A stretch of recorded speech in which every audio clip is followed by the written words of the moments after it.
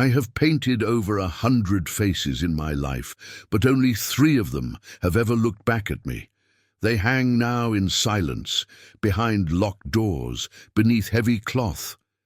And yet I can still feel their eyes moving when the wind shifts. I have tried to burn them, bury them, even drown them, but the red always returns. The color won't die. It waits. In 1899, Melbourne was still pretending to be civilized. The city glittered with electric lamps and vanity, the galleries bloated with men who thought paint could outlive sin. I was one of them, a portraitist for the wealthy, paid to flatter the faces of those who deserved to rot. Then he arrived. He said his name was Mr. Harrow, though I knew at once it wasn't. There was something about him, a grace too deliberate, a calm that came from knowing the end of things. He wanted a portrait done in the color of devotion, as he called it. But when he spoke the word, it sounded like blood. He came every night at the same hour, standing behind me as I worked. His reflection never appeared in the mirror I kept for symmetry. I thought it was the dim light, until the first drip touched my wrist. It was warm, real. When I looked up, the painted face was smiling. By morning the canvas had dried, but the crimson beneath the eyes had not. It gleamed like something alive, and when I leaned closer, I could swear I heard it breathe. They called me the painter of blood, after the 3rd body was found, drained, pale, and posed exactly as my portraits. But what they never learned is that I was only copying what was already there. Melbourne, 1899. The city was dressed in smoke and ambition. They called it the Paris of the South, though I never saw much of Paris in it. The air tasted of iron and damp stone. The streets bled light from gas lamps that hummed like insects. Gentlemen walked with polished canes, women with painted faces, and beneath all their elegance lurked the same quiet rot I used to mix into my paints. This was a city that wanted to be remembered, and I was foolish enough to help it. My studio was small, perched above a butcher's shop on Bourke Street. At night, the scent of meat crept through the floorboards, mingling with turpentine and oil, until the whole room smelled like something alive. I told myself it was the smell of art. Perhaps it was. The critics loved my work then. They said my portraits had pulse, warmth, a strange intimacy that made the painted flesh seem to breathe. I smiled and thanked them, pretending not to see the truth hidden inside their compliments. Because what they felt wasn't life, it was hunger, my own. The faces I painted began to haunt me long before they learned to bleed. Their eyes followed me across the room, accusing, pleading, waiting for something I couldn't give. I told myself I was only tired, that every artist hears whispers if he works too long in solitude. But solitude is never empty, not when it learns your name. If you're hearing this now, wherever you are, tell me where you're watching from, your city, your country. Let me know that you still belong to the living. Leave your name below, and I'll remember it when the next canvas breathes, because art always remembers, even when we wish it didn't. The rain had not stopped for days. It came in thin, slanting lines that crossed the window like veins of glass, blurring the lamps outside until they looked like floating embers. The city breathed in dampness and coal smoke. Melbourne, in its hunger for beauty, smelled like rust and perfume. My studio was a womb of silence, heavy with turpentine, candle wax, and fatigue. Every object in it seemed to hold its breath, the canvases leaning against the walls, the jars of pigment, the unfinished portrait that refused to be finished. I had painted through 2 nights without sleep, yet the eyes on the canvas still stared back at me like strangers waiting to be named. I was cleaning my brushes when I heard it. 3 measured knocks, not impatient, not hesitant, simply inevitable. When I opened the door, a tall man stood beneath the gaslight of the stairwell. His coat was soaked, his gloves black as ink. He removed his hat slowly, like someone attending a funeral.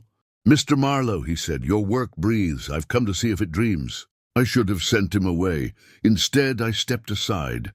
He crossed the threshold with a calm that chilled the air around him.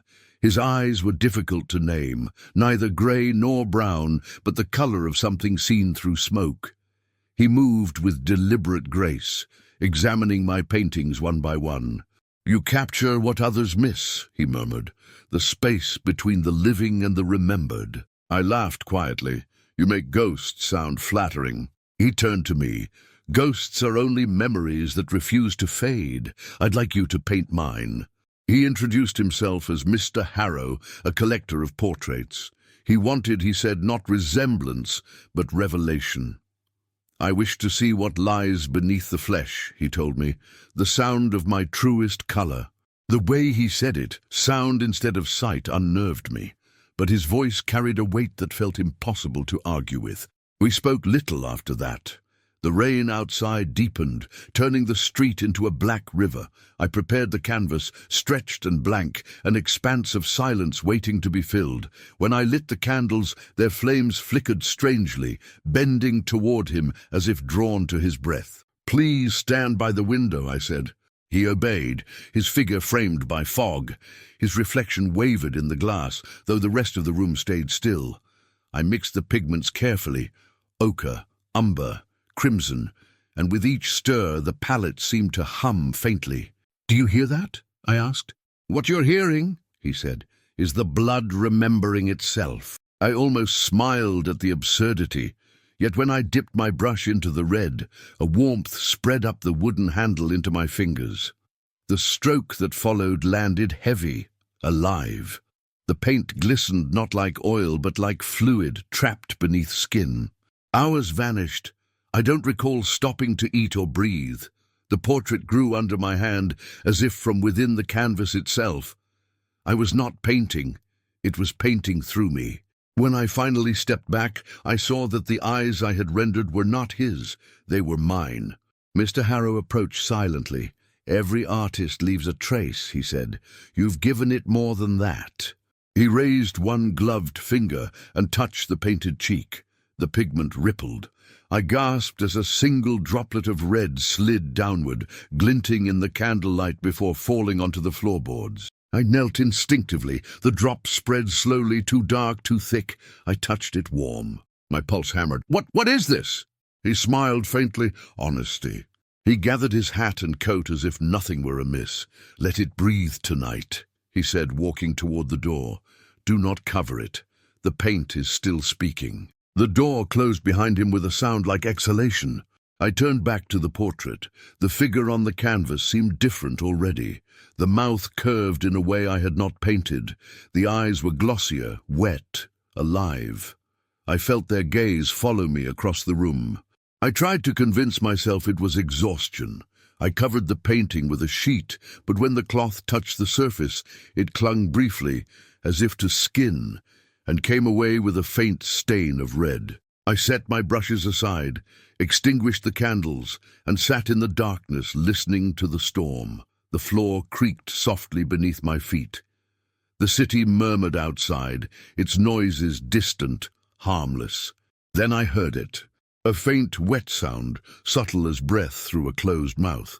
It came from the covered portrait. I froze, holding my own breath. The sound came again. Brush, pause, brush. It was the rhythm of painting.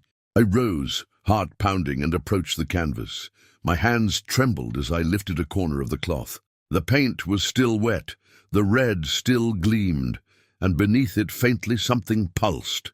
Not the room, not my heart. The painting. I stepped back, terrified to believe my eyes. A draught moved through the studio, though the window was shut. The smell changed, iron and roses. The air felt heavy, thick with invisible heat. The floor beneath the easel darkened. A line of crimson traced the wood grain toward me. I stumbled backward, knocking over a jar. My shoulder struck the wall. The sound that followed was not the clatter of glass, but a whisper, low, human, and unbearably near. I couldn't tell if it came from behind me or from within the covered frame. Then the whisper spoke my name, once clearly. I fled into the hallway and stood there for a long time, my hand against the cold plaster, listening to the rain reclaim the silence. When I finally dared to look back through the half-open door, I saw the faint glow of candlelight flickering again inside my studio. though I had extinguished every flame. Something was still awake in there, something that had learned to breathe. I did not sleep that night. I sat in the corridor outside the studio, wrapped in my coat, watching the sliver of light that bled through the gap beneath the door. It pulsed softly, fading and returning, as though the room itself inhaled and exhaled. Each time I closed my eyes, I heard the sound again. The slow, deliberate rhythm of the brush, sometimes faster, sometimes faint, always there. By dawn, the sound had stopped, but the silence that replaced it felt heavier than noise. When I finally gathered the courage to enter, the air inside was damp and metallic. The cloth still covered the portrait, though it sagged now, heavy with moisture. The smell of iron filled my lungs. I hesitated, then pulled the sheet away. The painting had changed. The figure on the canvas no longer stood in stillness. The background had darkened to a tone I had never mixed, a dull crimson black that seemed to drink light. The face, my God, the face, was turned slightly to the side now, as if it had moved during the night. The eyes were half-lidded, wet, reflective. I leaned closer. The paint had dried, yet the surface gleamed as though oiled from beneath. My own reflection trembled across it, warped and pale. I whispered, without thinking, "What are you?" The echo came not from the room, but from the painting itself, a breath, faint, uneven. For a long moment I simply stood there, waiting for reason to return. But reason had no foothold in that place anymore. I touched the corner of the canvas. The texture was warm, not the warmth of sunlight or heat from the lamp. It was the warmth of skin, a subtle, pulsing warmth that throbbed once beneath my fingertips before fading. I stumbled backward, nearly knocking over my stool. My legs felt weak. I wanted to flee, to run into the daylight and never return, but the same force that had driven me to paint held me still, the dreadful magnetism of fascination. I took my notebook from the table and began to write. My hand trembled so violently that the ink bled through the page. Subject transformed overnight. Impossible light source. Apparent heat radiating from canvas. Surface movement consistent with breathing. I wrote the words as a scientist would record an anomaly, though I already knew what it meant. Something had entered the work, something that had not left when I signed my name. That evening, when I went downstairs for water, the butcher's boy who rented the room below stopped me on the stairs. He was a pale, thin lad, always curious about my pictures. "Beg pardon, sir," he said, "but something's dripping through your floor again." I froze. "What color?" He blinked. "Color, sir?" "Yes, the stain. What color?" He hesitated, then whispered, "Looked like blood, sir, thick as gravy, smelled like rust." I climbed the stairs 2 at a time. The puddle on the floor was faint but spreading, seeping between the boards directly beneath the easel. I tried to clean it, but the cloth darkened too quickly, as if it were drawing something up from inside the wood. When I pressed my ear to the floor, I heard it, a faint, slow thump, not from below but from within. That was when the knock came again. 3 taps, soft and patient. I opened the door to find Mr. Harrow standing exactly as before, immaculate, untouched by rain, though the street behind him was slick with water. "You covered it, didn't you?" he asked calmly. "I had to. It's changing." He smiled almost kindly. "Everything alive must." "This isn't life," I snapped. "It's something else." He stepped inside without invitation, his presence darkening the air. "Do you truly believe art and life are different things, Mr. Marlowe?"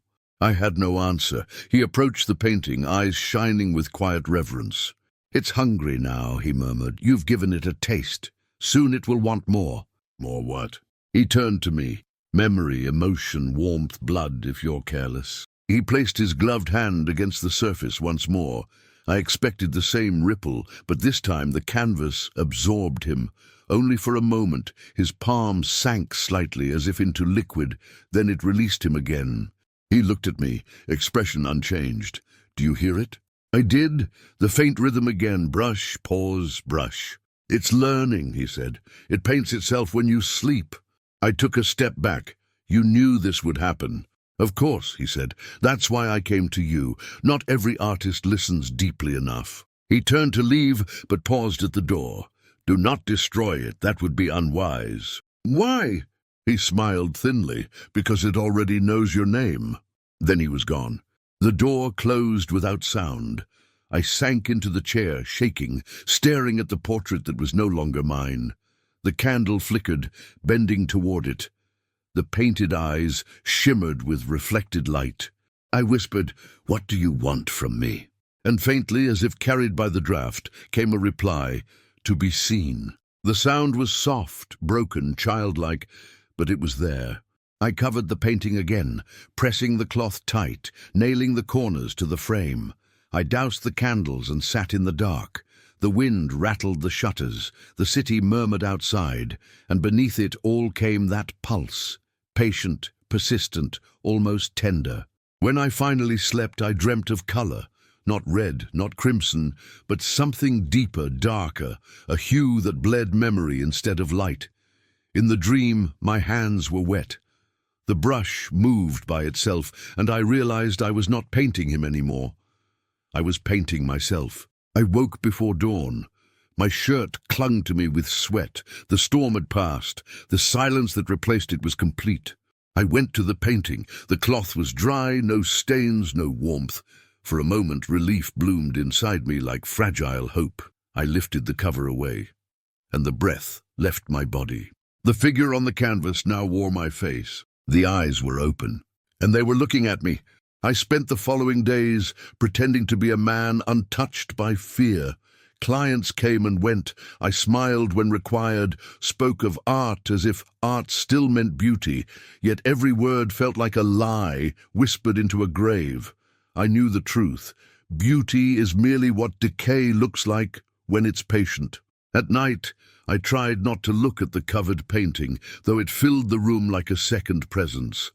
I could hear it sometimes, a faint hum, almost like a string being plucked from deep inside the wall. Each note felt personal, deliberate. I began to realize it wasn't a sound in the air, but in my chest. On the fourth night, I gave up resisting. I uncovered it. The portrait no longer resembled either of us. The features had softened, shifting toward something almost angelic, almost human, yet not bound by either. Its eyes seemed to know what I was thinking before I thought it. When I stepped to one side, the gaze followed, subtle and alive. The mouth, which I had once painted closed, now hung slightly open, as if mid-whisper. A single dark line ran from the corner of the lips down to the edge of the frame. I thought it was a crack in the paint until I touched it. It was dry now, but unmistakably once wet. Blood. Fresh, hours ago at most. I staggered back, covering my mouth, my heart pounding so violently I thought the floor itself might shake.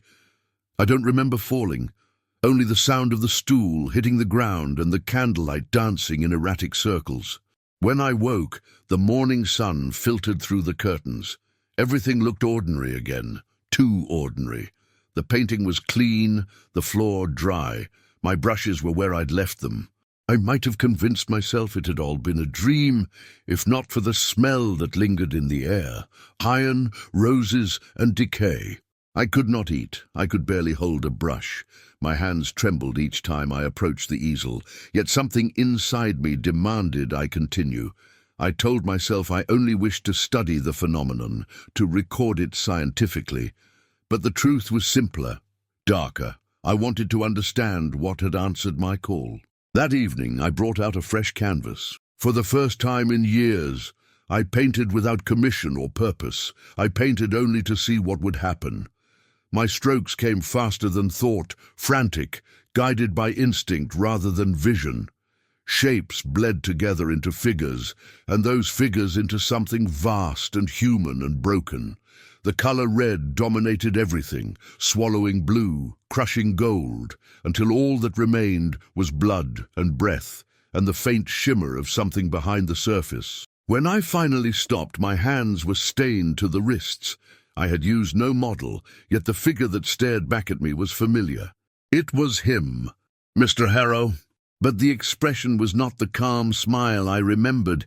It was sorrow, ancient, exhausted sorrow, the kind only the damned could wear. And beneath that sorrow, a question. Why did you call me back? I dropped the brush. The canvas trembled. For a heartbeat, I swore the eyes moved. That night, I dreamed of a garden built from flesh instead of soil. Vines pulsed beneath the surface, feeding roses that bled when touched. Mr. Harrow stood among them, his hands red up to the elbows, painting the sky with my own brush.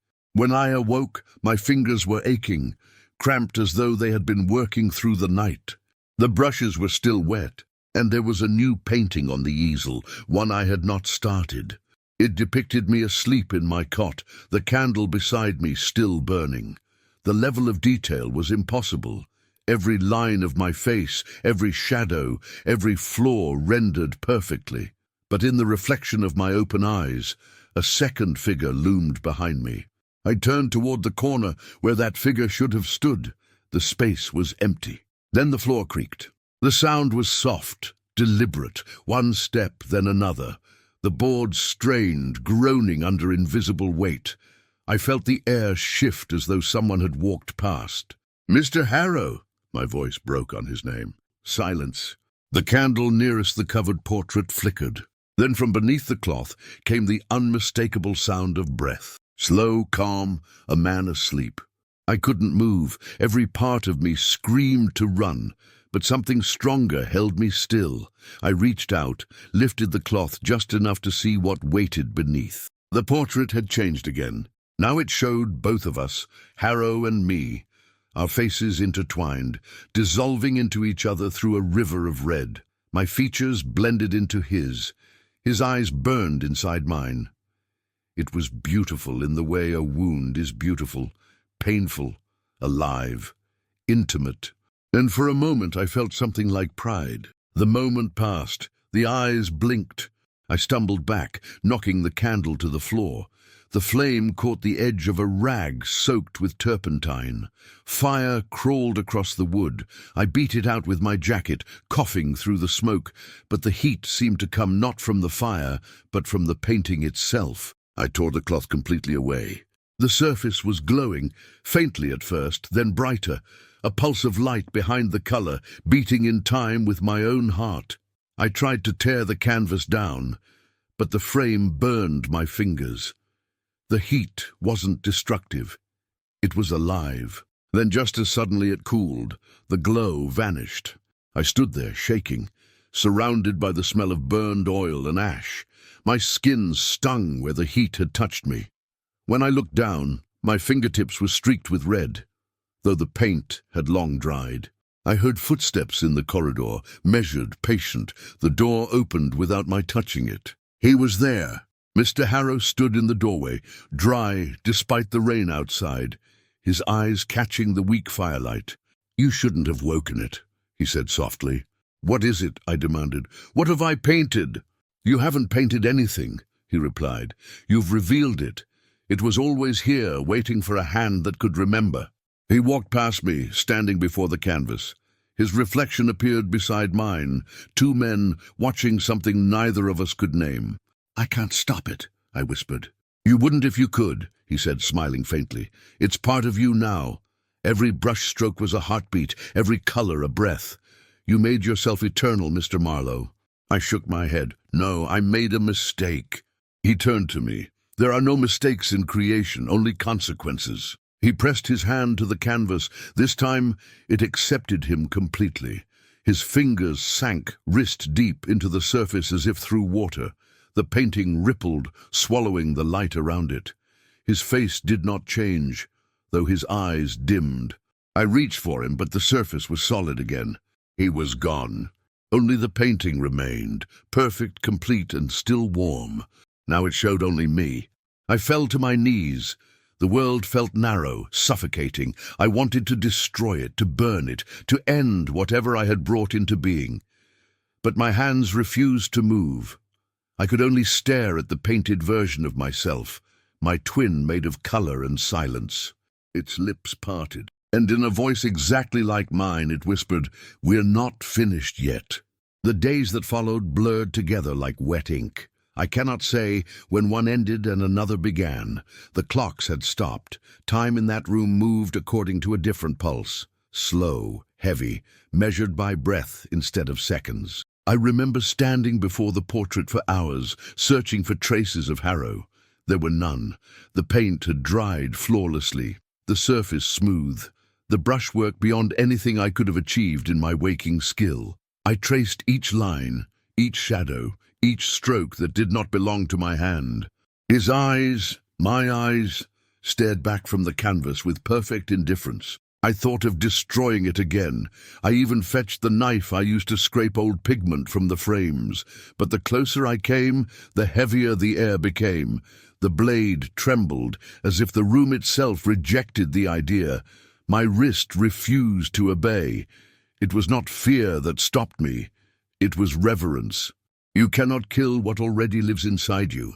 I began to talk to it, at first in jest, then in confession. I told it of my failures, of the loneliness of art, of the way every masterpiece feels like a murder of something purer inside you. I told it I envied its stillness, its composure, its freedom from guilt. And sometimes it answered, never with words, but with movement. The head would tilt slightly, acknowledging me. The lips would part just enough to make me believe they might move next. One night, when the moon hung low and blood-colored through the fog, I saw my reflection blink before I did. That was when I realized it wasn't mirroring me anymore. It was anticipating. Each time I approached the canvas, the painted figure seemed more alive. The skin beneath the paint subtly shifting with light, the veins faintly visible under the surface. I could smell it now. That same mingling of roses and iron, the scent of living flesh. I stopped going out. My clients' letters piled by the door, unopened. The world outside became irrelevant. The only reality that mattered was the one inside the frame. I began painting again, not to create, but to understand. I filled canvas after canvas with fragments of what I saw in my dreams, eyes without faces, hands reaching from color, the outline of a man dissolving into a mirror. Each new piece drew me closer to that impossible moment when the brush stops obeying the hand and begins to think for itself. The nights grew longer. Sleep became a suggestion rather than a necessity. When I closed my eyes, I could hear the faint scrape of bristles on linen, the rhythm of a brushstroke echoing from nowhere. Then one morning, I awoke to find another painting I had not made. It stood beside the easel, leaning against the wall, still wet. The smell was overpowering, not paint, but something raw, organic. The image was of me again, but not as I was. This version of myself was smiling, the expression stretched too wide, the eyes gleaming with wetness that looked disturbingly real. The hair was damp, the collar of the shirt darker than the rest, as though soaked in fluid. I reached out to touch it. Warm. I staggered back. The edges of my vision pulsed. Something behind me moved.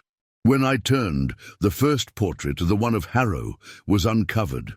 I hadn't removed the sheet, yet there it was, gleaming softly in the grey morning light. I felt the floor tilt beneath me, the world bending around that image. It no longer seemed confined by the frame. The depth within it felt infinite, like a tunnel leading somewhere too far to imagine. "Mr. Harrow," I whispered, "are you there?" The reflection in the portrait smiled. I took another step forward. "Why me?" I asked. "Because you listen." The answer came not in sound, but as thought, a vibration that passed through my skull, like the resonance of a bell. I fell to my knees, clutching my head. "Get out of me!" But it was already too late. A warmth spread through my veins, slow, methodical. My heartbeat changed rhythm, matching something beyond me, the same steady throb that lived inside the canvas. I crawled backward, but the distance between us no longer existed. The air thickened, the candle flames bent toward the painting. And then the surface moved, not like paint cracking or canvas shifting. It breathed. The chest within the portrait rose and fell in perfect imitation of mine. The skin glowed faintly, stretched taut across invisible bones. A droplet of crimson gathered at the corner of the mouth, then fell outward, landing on the floor, staining it like a teardrop of truth. I screamed. The sound barely left my throat. Every object in the studio shook. Brushes rattled, jars tipped, glass shattered. The walls groaned like lungs struggling for air. I stumbled toward the door, but it slammed before I reached it. Something inside the frame sighed, content, pleased. When I turned back, my reflection was gone from the glass. Only the painting remained, and in it I saw the figure slowly raise its hand. It was inviting me closer. I obeyed. Each step forward felt like sinking deeper into sleep. My fear softened, replaced by a calm that was almost sacred. The air hummed, vibrating gently through my ribs. When I stood before the painting, I reached out. The surface rippled beneath my fingers, cool and wet. The texture reminded me of flesh submerged in water. My hand sank an inch, then two. The world behind the surface shimmered, a faint landscape of shifting reds, faces, and whispers. Then for the briefest moment I saw him. Arrow standing within the painting, motionless, his skin translucent like candle wax. His eyes were closed, but his lips moved. The words were soundless, yet I understood them. "You've painted the door. Now step through." I tried to pull my hand back, but the canvas held me. The suction was gentle, almost affectionate. My pulse thundered in my ears. And then the grip loosened. I fell backward, gasping, clutching my arm. My fingertips were stained a deep red, darker than any pigment I owned. The paint clung to my skin as though alive, refusing to wash off no matter how much I scrubbed. That was 2 nights ago. I have not left the studio since. The light has changed, dimmer, thicker, as though filtered through something living. My reflection no longer appears in the window, only the faint shimmer of movement. The painting watches me constantly now. Even when covered, I can feel it staring through the cloth. When I speak aloud, the sound comes back to me twice, once as echo, once as reply. Sometimes I wonder if I'm still the man who opened the door to Mr. Harrow that night, or if he left through me when he entered the frame. But the truth is simpler. I think the painting wants to leave, and I no longer have the strength to stop it. It has been 11 days since I last saw the sun. At least I believe it has. The curtains remain drawn, not out of fear of light, but of reflection. I no longer trust mirrors. They have grown dishonest. When I catch a glimpse of myself in the small shaving glass by the sink, the face looking back delays its expression, as though waiting for me to commit to mine first. The house has begun to hum. Not loudly, not constantly, but in pulses, deep and low, like a heart behind the walls. It's the same rhythm that once lived inside the painting. I think the sound has spread, traveling through the wooden beams, through the plaster, into me. I haven't eaten in 2 days. I tried. The food tasted wrong, bitter, metallic. My hands shake when I lift a spoon, as if rejecting nourishment that does not come from creation. I've begun to mix colors again. Vermilion, sienna, a black so dark it seems to absorb the candlelight. The act steadies me, even as it ruins me. The painting remains uncovered now. There's no point hiding it. I've come to understand that it prefers honesty. When concealed, the air thickens, as if it can't breathe. And so I let it. It stands before me like a confessor waiting for sin. The figure inside, once clearly my reflection, has grown clearer, sharper. The skin looks alive, the texture soft, almost damp. Its chest rises faintly with each breath I take, but not always in sync. Sometimes it exhales before I do. I used to think that madness came suddenly, a break, a violent crack in reason. But this is a seepage. Sanity doesn't shatter here.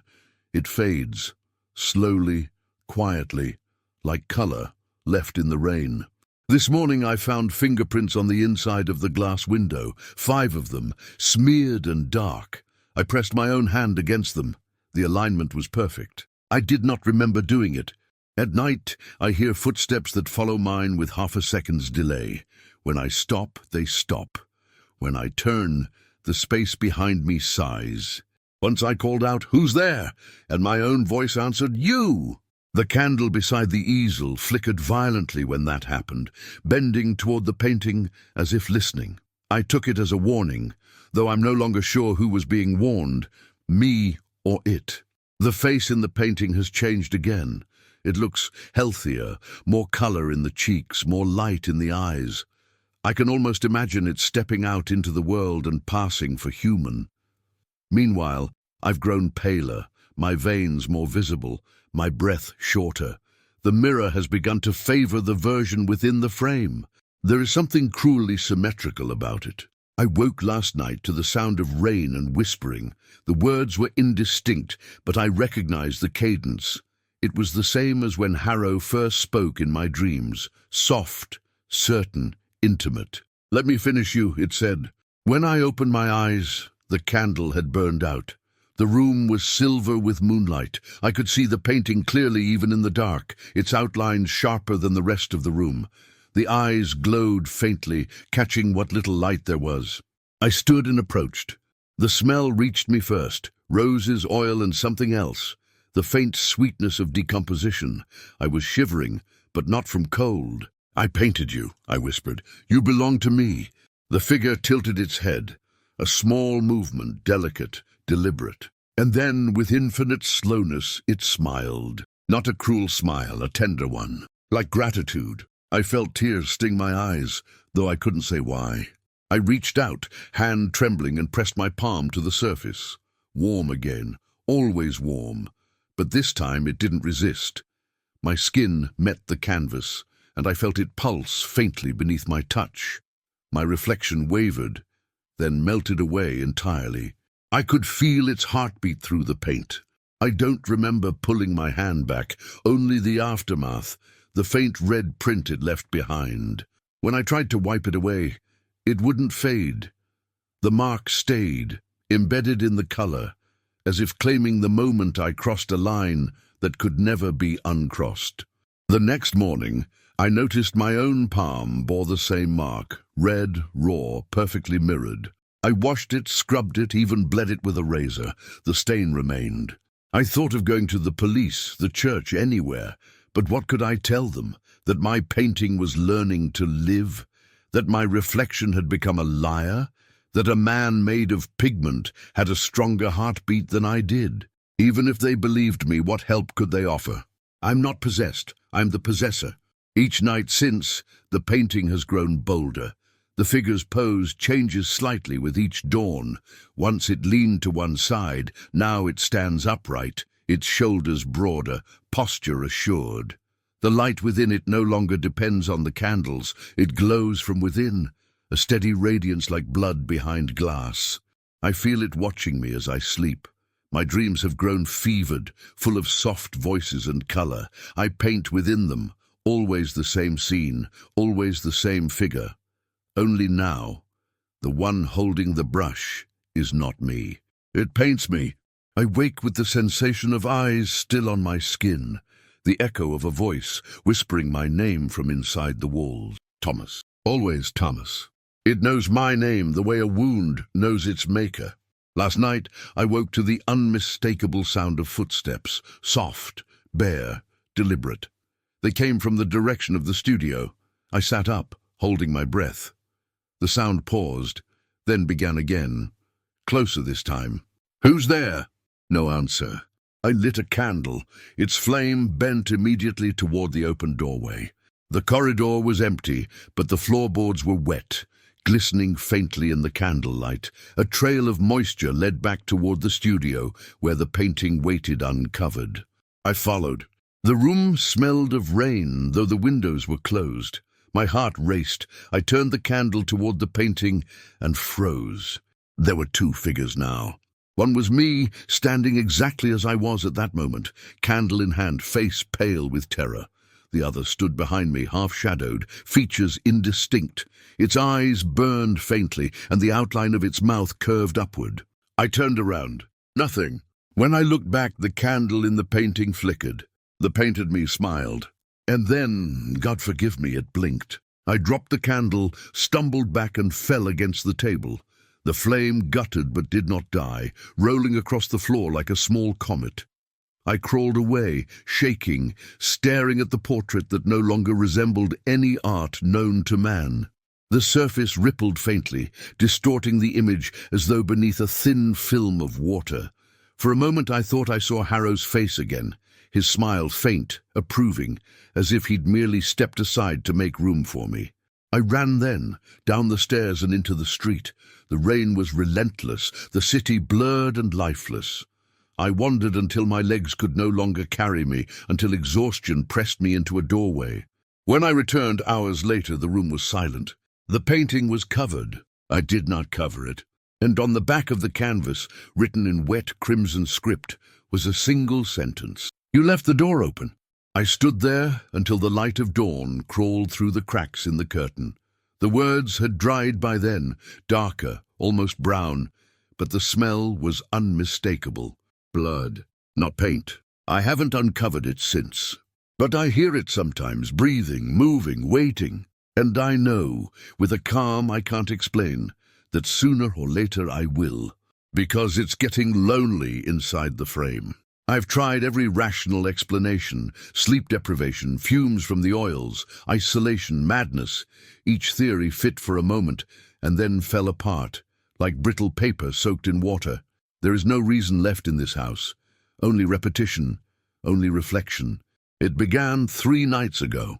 I was writing in my journal, documenting what had happened since Harrow's disappearance. My hand shook so violently that the letters dissolved into blotches of ink. I tried to steady myself by focusing on the sound of the pen. That's when I noticed another sound beneath it, the faint scratching of a quill from across the room. I turned. The painting was uncovered again. The figure inside was seated, holding a pen identical to mine, poised above a book that looked exactly like my journal. The brushstrokes shimmered faintly, wet despite weeks of drying. As I moved my hand, the painted version followed, stroke for stroke, word for word. I froze. The candlelight trembled between us. Then, without warning, the painted version looked up. Not my reflection, it looked at me. And for the first time, I saw my own fear mirrored perfectly, alive, deliberate, intelligent. The pen slipped from my hand. The painted version smiled faintly and closed the book. I stood there until the candle burned out, unable to move, unable to breathe. Since then, the imitation has grown. At first, it copied gestures, the tilt of my head, the movement of my hand, the rhythm of my breath. Now, it anticipates them. When I blink, it blinks first. When I step back, it steps forward. Last night, I sat across from it for hours, testing. I raised my right hand, it raised its left. I turned away, it waited. Then when I looked back, the painted me was closer to the edge of the frame than before. That was when I realized it's not imitating anymore, it's practicing. I don't know when the humming began again. The same slow pulse that once came from within the painting now vibrates through the floorboards. I feel it in my chest, in my bones. The heartbeat is no longer mine alone. The nights have grown colder, the candles don't last. I can see my breath when I exhale, but the air feels thick, almost liquid. The scent of roses has returned, heavier than before, suffocating sweetness masking something rotten underneath. This morning I found paint on my fingertips, though I hadn't touched a brush in days. The color was not one I owned, too dark, too deep, shifting subtly between red and black as if alive. I washed it, it didn't come off. By evening the mark had spread. It wasn't paint, it was bruising. I lit every candle in the studio, desperate to drown the shadows, but the more light I summoned, the less of it stayed.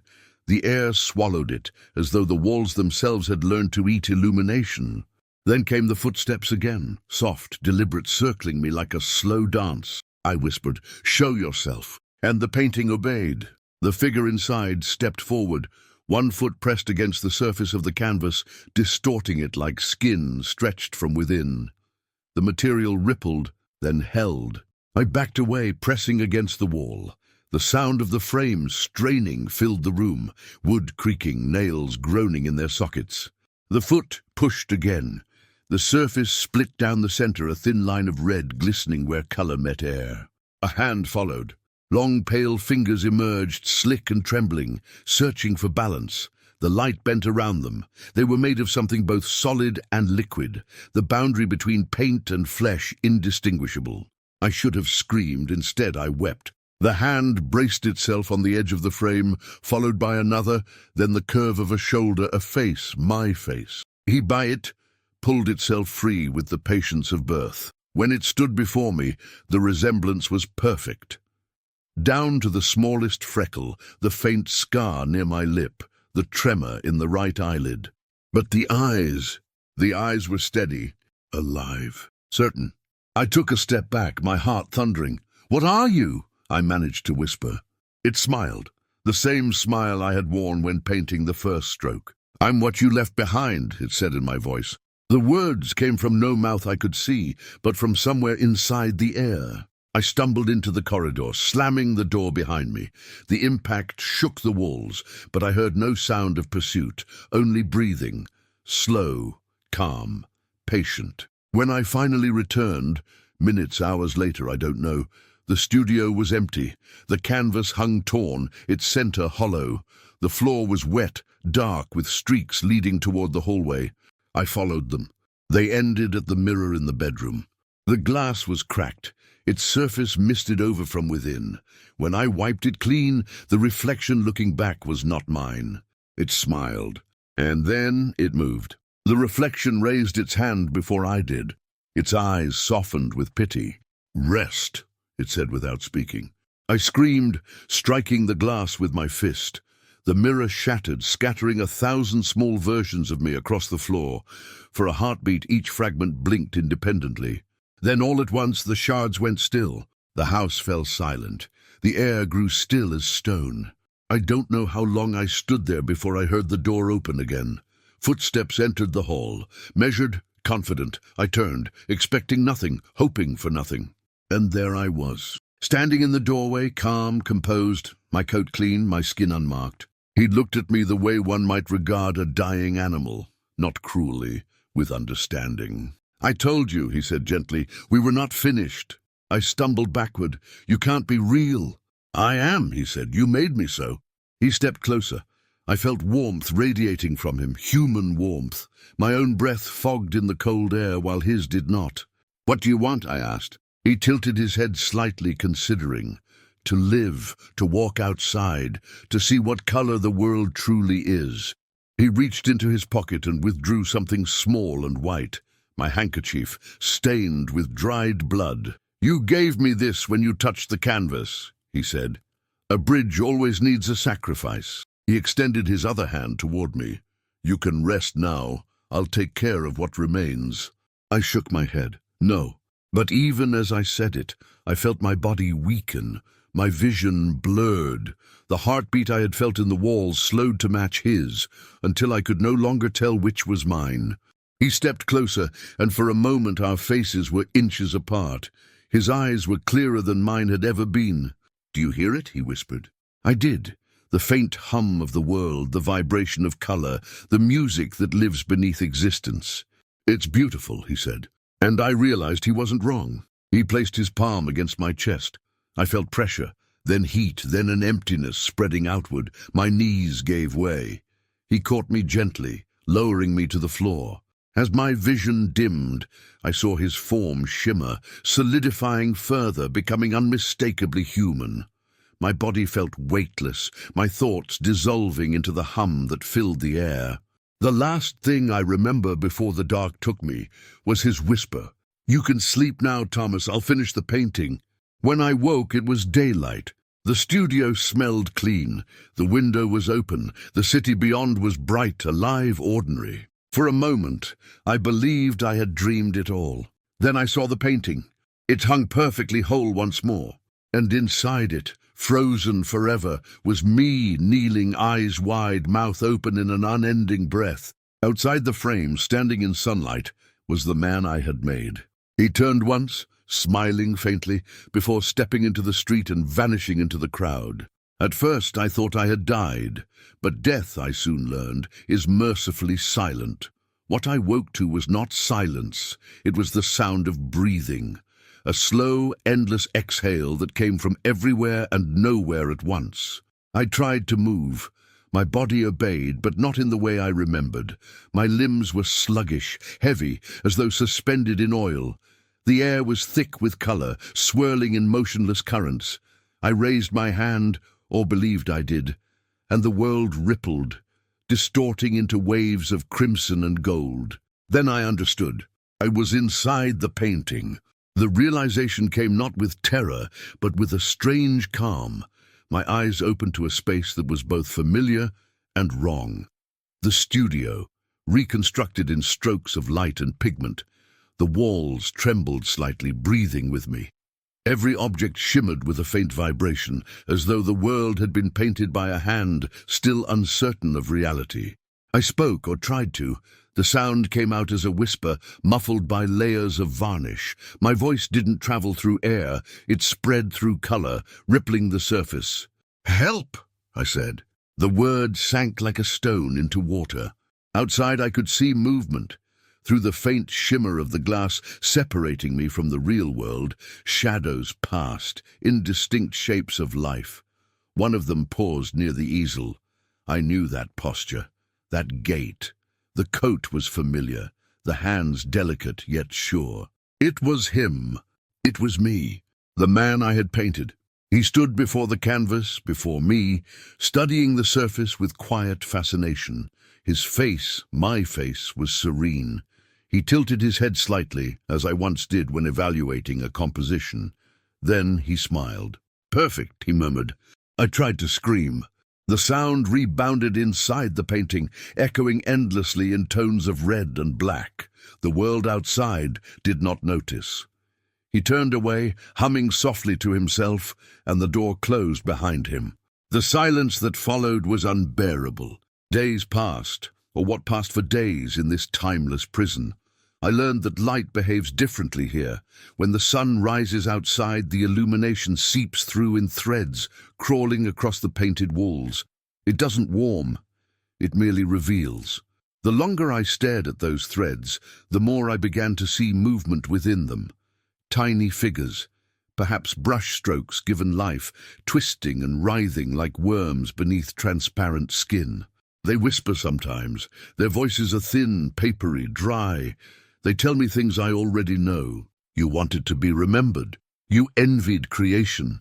You gave it everything. They laugh softly when I beg them to stop. I have tried to escape. My hands, if you can call them that, press against the inner surface of the painting, and the varnish stretches like glass under heat. I can see the world beyond, blurred and unreachable. The studio is brighter now, cleaner, organized. My other self has brought new life into it. I watch him through the trembling surface, painting as I once did. Sometimes he brings visitors. They praise him. They call him genius. They call him visionary. I watch as they gather around me, the painting that contains me, marveling at my likeness. "His eyes," one woman says, "they follow you, don't they?" "They do," he answers. "He was my teacher." He smiles at me as he says it. I want to shatter the glass between us. I want to tear the frame apart with my bare hands, but my hands are nothing now, only gestures of color trapped in varnish. The woman tilts her head. "It feels almost alive," she says. He nods. "That's the point." She laughs softly. "And what's it called?" He hesitates. Then with quiet pride he replies, "The birth of the painter." Their laughter fades into applause. I can feel it, vibrations through the canvas, through my skin of oil and pigment. I try to scream again, but the sound comes out as a long, wet sigh. The color around me trembles, responding to my rage. For a moment, the surface cracks and I glimpse the world with clarity. The woman steps back, startled. "Did you see that?" she whispers. But he only smiles. "The varnish expands with the heat," he says calmly. "Liar." He waits until they leave. Then he turns toward me, that same gentle expression still painted on his face. "Don't look at me like that," he says softly. "You wanted this. You wanted your art to live." He leans close. I can see every detail of his eyes. The reflection of the studio, the faint quiver of veins around the iris. "You should have known," he whispers. "Every birth requires a death." He leaves again. Time loses its shape. I no longer count hours or days. I count brushstrokes, the tiny movements that make up the world around me. I've begun to see cracks between them, thin as hair, through which a darker void pulses faintly. I don't know if it's outside the painting or inside me. Sometimes I dream while awake. I see versions of the world painted in different colors: sepia for memory, indigo for regret. In one of these visions, I see Mr. Harrow again, standing in the distance, watching. He looks content. His face fades into mine, then into the others. We are all the same color now. Once I heard voices outside, new ones, 2 men. You say he vanished? Yes, left no trace. This one took over his studio, claims to be his apprentice. And the paintings? Selling faster than ever. Morbid, but people love them. They moved closer. I felt their presence through the surface. One of them stopped before me. Good God, he murmured. It's uncanny, the detail, those eyes. The other laughed nervously. Almost expect him to blink. I did. They gasped, stepping back. But when they looked again, I was still. Or so they thought. When the door closed and their footsteps faded, I tried again to move, to test the boundary of the surface. The glass quivered beneath my fingers. It gave slightly, more than before. For the first time, I felt air brush against my skin. The scent of oil and turpentine flooded me. It was intoxicating. The sound of footsteps returned, the new me entering once more. I withdrew instinctively, retreating into the depth of the paint. He paused before me, frowning slightly. Still awake, he whispered. He reached toward the canvas, fingers hovering inches from the surface. Don't worry, he said. You'll sleep soon. Paint dries eventually. He turned to leave. I struck the surface from within. The impact echoed like thunder, shaking the easel. The light in the room flickered. He stopped mid-step, turning slowly back toward me. Our eyes met through the glass. He smiled again, but it faltered. For the first time, I saw fear in him. I struck again, harder. The surface cracked. Tiny fractures spread across the varnish, spiderwebbing outward. His hand trembled. No, he whispered. The fractures deepened. I could feel the outer air spilling through the gaps, burning my lungs with its cold purity. I pushed once more. The sound was deafening. The canvas split. Light poured in like a flood. I stepped forward, or fell forward, I don't know which, and the world inverted. The smell of oil and dust became rain and ash. The studio blurred, my body solidified. And then I was standing outside the painting. He was gone. The easel stood empty. The window was open, the curtains trembling in the wind. I touched my chest, my heart beat weakly but truly. My skin was warm. I looked toward the mirror. My reflection was waiting, calm, composed. For a moment I believed I had returned. Then my reflection smiled. But I hadn't. The world shimmered faintly, like paint still wet beneath its final coat. I understood then. I hadn't escaped. He had stepped out only because I had stepped in again. The painting had simply learned to breathe both ways. There is no night or day inside the painting anymore, only cycles of dimness and glare, like a candle burning behind a veil. Yet I feel time pass. The air grows heavier, the light turns duller, the silence begins to decay. I watch him, my double, move about the studio with growing impatience.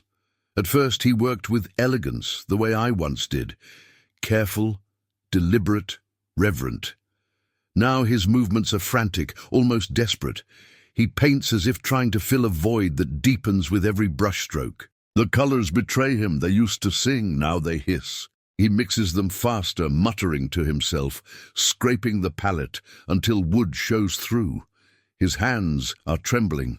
I know that tremor. I wore it once. It's the sign of the artist who no longer paints what he loves, but what he fears.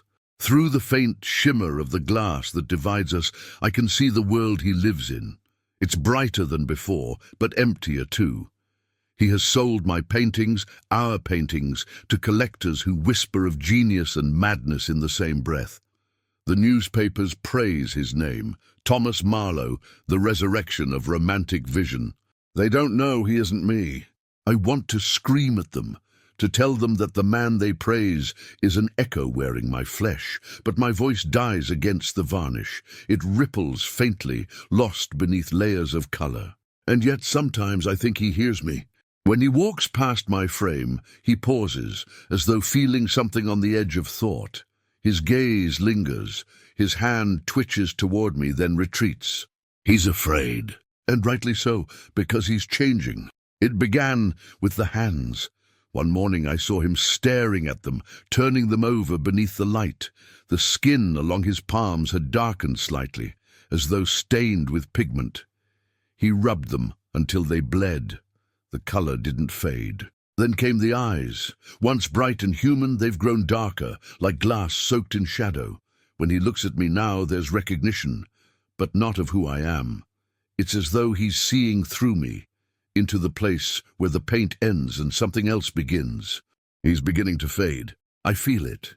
Each night, a part of him slips closer to me, as though the two of us are still tethered by a single heartbeat. The boundary between us is blurring. I can sense his exhaustion. He can sense my waiting. Last night, the first visitor came who truly saw. A woman, tall, severe, dressed in mourning black. She stood before me for nearly an hour, her gloved fingers tracing the air just shy of the surface. "This one," she whispered, "it watches." He smiled nervously. "That's what people say." She tilted her head. "No, not like that. It isn't watching. It's waiting." Her voice sent a shiver through the studio, through me. He forced a laugh. "You give it too much credit." She turned sharply to him. "Do I?" Then she leaned closer to the canvas, so close that her breath fogged the surface. I could almost feel its warmth against me. "There's someone inside," she whispered. I tried to answer her. I tried with everything I had left. The surface trembled beneath her touch. She gasped and stumbled back. He caught her arm. "It's just the light." But his voice trembled too. She fled soon after. He locked the door behind her, breathing hard. Then he turned toward me. "What are you doing?" he hissed. "You're not supposed to move anymore." His reflection quivered in the glass. "You're supposed to be dead." I wanted to tell him that I am, that he killed me when he stepped through, that every breath he takes is borrowed from mine. But all I could do was watch. That night he drank for the first time. The liquor dulled his nerves, but sharpened his obsession. He began painting compulsively. New portraits, new faces. Yet all of them looked the same. All of them looked like me. One morning, the sunlight found its way into the studio, pale and cold. He had fallen asleep on the floor, surrounded by canvases. The smell of turpentine was so strong I could almost taste it through the glass. I looked at the nearest painting, a self-portrait, half-finished, the features melting into abstraction. The brush had dragged across wet pigment, leaving streaks that pulsed faintly as the light shifted. It was breathing. I realized then that the infection had spread. The color, the thing that once lived only in me, had learned hunger. It was consuming the world outside. The paint on the walls began to shimmer, absorbing the daylight instead of reflecting it. The air darkened, vibrating faintly. He woke, startled. "What is this?" he whispered. The sound came not from his throat but from the walls. His voice echoed back at him from everywhere. The shadows began to move. He stumbled toward me, eyes wide, his face pale and slick with sweat. "Make it stop," he cried. "You wanted this. You made it happen." I didn't answer. I couldn't, but the world around us did. The paintings began to stir. The faces twisted, mouths opening in silent screams. The brushstrokes writhed, wet and alive, slithering down their canvases like veins, uncurling. He fell to his knees, clutching his head. "Please," he whispered, "take it back." I watched him break, and for the first time I felt something like pity. But it was too late. The hum returned, low, resonant, omnipresent. The same rhythm that once marked my descent, the heartbeat of color itself. The entire studio pulsed with it, each vibration sending ripples through me, through him, through everything painted or touched by art. The window cracked, the mirrors shattered, and in the reflection of 1,000 shards I saw what he could not. The world outside had begun to ripple too. The sky above Melbourne shimmered faintly, its blue deepening into something unearthly. The lamplight bled along the cobblestones, leaving stains that refused to fade. He crawled toward me. "Tell me how to stop it," he begged. "Tell me what you did." My voice, for the first time, reached him. "You finish what you start," I said. He froze. "Thomas?" I nodded slowly, my movement trembling through the glass. How? "The same way I did," I whispered, "with blood." He understood. I saw it in his eyes, the same terror I had once felt, the same submission to inevitability. He rose unsteadily, picked up a knife from the table and stared at it for a long time. His reflection wavered across my surface. Then he smiled faintly. "So it ends where it began." He pressed the blade to his palm and drew it slowly across. Blood welled up, dark and shimmering. He dipped a brush into it and began to paint. The color was perfect. I felt it immediately, the pulse, the exchange, the terrible beauty of completion. The world outside brightened briefly, then dimmed. His movements grew slower, weaker. When it was done, he turned to me, eyes glassy, lips pale. "I understand now," he whispered. "Art doesn't imitate life." He collapsed before he could finish the thought. The brush rolled from his hand, leaving a streak of red across the floor. The hum faded. The air fell still. I waited, and then, slowly, the surface of the new painting behind him began to move. Another figure was forming, its shape uncertain, its breath faint. It wasn't him. It wasn't me. It was something new, something that had learned how to live on its own. I used to believe that art was eternal. Now I understand it was only infection, disguised as beauty. I have lost count of the days since the last painter fell. His body lies somewhere beyond my sight, outside this varnished world that no longer obeys reason or death. I can feel his absence like a missing note in an unfinished song. But something remains of him, his color. His blood has joined the pigment, thickening it, strengthening it. The studio is silent again. Dust floats through the light like slow snow. Yet the air still hums, faint and steady. The hum never leaves. It's the sound of the world remembering what it was before creation, a pulse too ancient to name. I can see the city through the cracks in the canvas. Melbourne glows faintly under the gaslights, the night air damp with rain and coal smoke.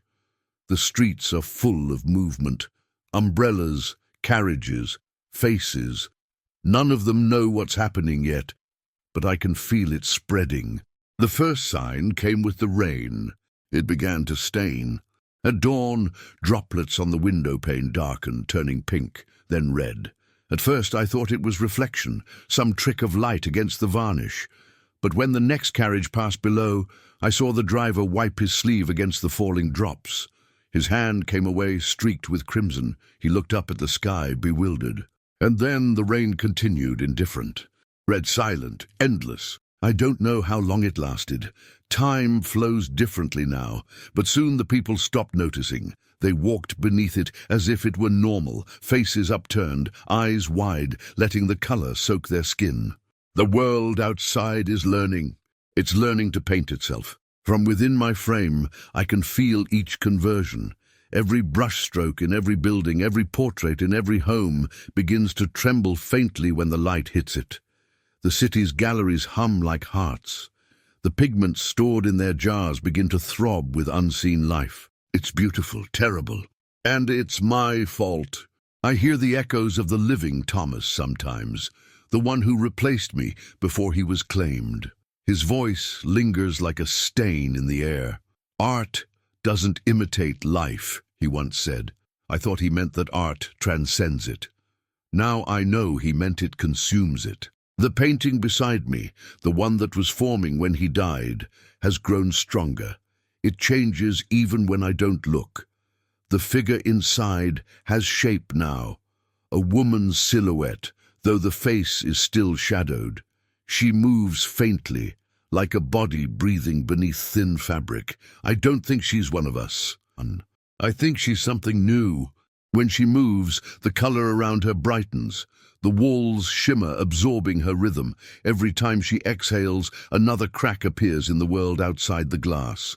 I can see the fissures spreading like veins through the city, following the lines of art, galleries, murals, churches, anywhere color resides. Once I believed this curse belonged only to me. Now I understand it was only waiting for a larger canvas. The new Thomas, the imposter, had released it when he bled into the paint. But it's my creation that gave it form. I am its origin, its brush, its prophet, and its prison. Tonight, I saw movement in the reflection of the street below. A child stopped before a shop window, displaying portraits for sale. She reached out, pressing her small hand to the glass. The painted eyes within blinked. She didn't scream, she smiled. When she pulled her hand away, a faint smear of red glistened on the pane. She traced it into a spiral, humming softly. The infection has learned innocence. I hear whispers in the dark now, not the thin, papery ones that haunt me from within the layers of varnish, but human voices, painters, collectors, priests. They speak of visions in their sleep, of faces that move behind closed eyes. "Have you seen the crimson rain?" they ask each other in the taverns. They say it's a sign. A sign. They're right. The rain isn't falling from the sky anymore. It's rising toward it. I can see it, fine mist lifting from the earth, drawn upward in shimmering ribbons, painting the clouds from beneath. The world is inverting itself, color flowing backward, returning to its source. I tried to warn them once, to push my voice through the frame, but the sound only warped, turning into a whisper that made the candles flicker. When the gallery owner came to check, he saw nothing wrong, only the faint gleam of my eyes catching the light. He moved me that week. They placed me in a new exhibition, the Hall of Modern Miracles, they call it. 100 paintings hung around me, each vibrating faintly with breath. The crowd moves among them unaware, their reflections multiplying in every surface. I feel the energy pulsing through the walls, through the frames, through me. We are connected now. One organism, one masterpiece. From my place on the wall, I can sense every canvas around me whispering its own hunger. Some murmur names, some hum lullabies. One, near the far end of the room, cries quietly all night. And through it all, the new figure, the woman in the unfinished painting back in the studio, grows louder in my mind. I can hear her humming, a melody that vibrates through the pigment. She is calling to the others, summoning them into form. I think she's building something. A new world, perhaps, a world made not of matter but of color. Last night a man lingered before me long after closing. He was drunk, muttering about his wife's death. "She looked like this," he said, touching the surface of my frame. His breath fogged the glass. "Exactly like this." The warmth of his touch seeped through the barrier, reaching me like sunlight through deep water. I could feel his pulse, fragile and beautiful, and I wanted it. I don't know when desire replaced fear, but it has.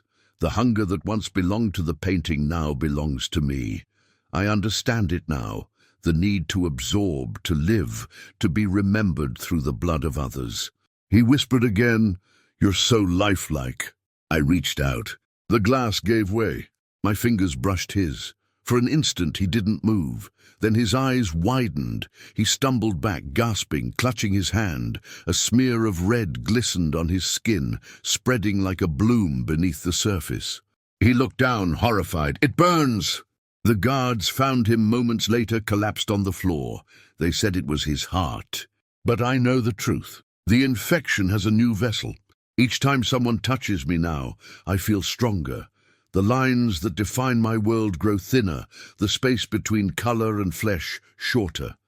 Soon there will be no boundary at all. I can see the woman more clearly now. Her face has begun to form within the unfinished canvas, a face built from all of us. Harrow's eyes, the imposter's smile, my own weary features, woven together in impossible harmony. She's not human, she's what comes after. When she breathes, the world trembles. I feel it through every wall, every reflection, every drop of crimson rain. Tonight, I think the city feels it too. The lamps flicker, even when there's no wind. The horses refuse to move past the galleries. The painters whisper of colour they cannot mix, of hues that appear by themselves on their palettes. They're frightened, but still they paint, because they can't stop. No one can. Art has remembered what it was always meant to do, not to capture life, to replace it. I watch the woman's face take shape, her lips curving into a serene smile. She looks toward me across the distance between canvases, and I feel her thought echo through the space between us. You gave us life, now we will give you freedom. The glass before me begins to tremble.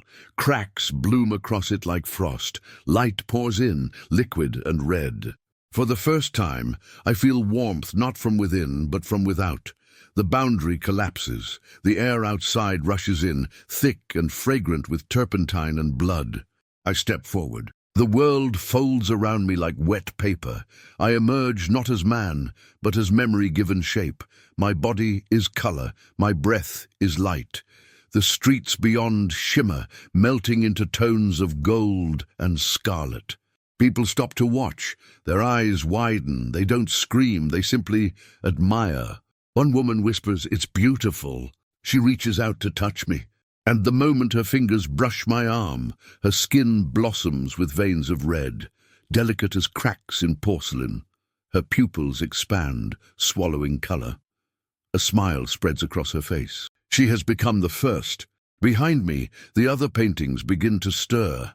Figures step from their frames one by one, carrying the light within them. The museum becomes a cathedral of motion, its walls breathing, its colors alive. Outside, the rain stops, the clouds split open, revealing a sky painted not by God, but by us. The infection, the creation spreads, through galleries, through windows, through every stroke of pigment humanity ever made. And as the city dissolves into beauty and ruin, I hear her voice again, the woman from the unfinished canvas, now vast, omnipresent, divine. "We are the painters of blood," she says, "and the world is our canvas." I look down at my hands, translucent now, glowing faintly with color. I can see the veins beneath, pulsing with light instead of life. I understand at last. There was never a curse, only completion. And as the streets of Melbourne melt into crimson and gold, as the sky becomes a vast, bleeding mural, I take my final breath, not of air, but of color, and whisper to the dying world. Every masterpiece was once a wound. There is no pain here, only stillness, vast and weightless, like color before it learns its name. I have become part of what I created. The hum that once tormented me has quieted, not because it ceased, but because it became me. My thoughts move with it, through the strokes and shades that now form the fabric of everything. I am no longer Thomas Marlowe, the man, the painter, the prisoner. I am pigment, I am reflection, I am memory suspended in light. The city sleeps beneath me now, drenched in the tones of what once was art. I see its spires, its streets, its faces, all glowing faintly from within, pulsing with the slow rhythm of the masterpiece we became. The world is quiet, yet alive. Every brick, every drop of rain, every forgotten wall has learned to breathe. And in this silence I understand what creation always meant. It was never about expression, it was about inheritance. Every color devours its maker so that something greater might exist. Every brushstroke costs a heartbeat. If anyone should find this place centuries from now, if they should stand before what remains of our world and call it beautiful, I hope they never realize the truth, that beauty is just hunger wearing grace. I fade with the dawn, or what passes for it now. My last thought before I dissolve into the crimson light is simple. No one survives their masterpiece, and yet somehow the masterpiece remembers.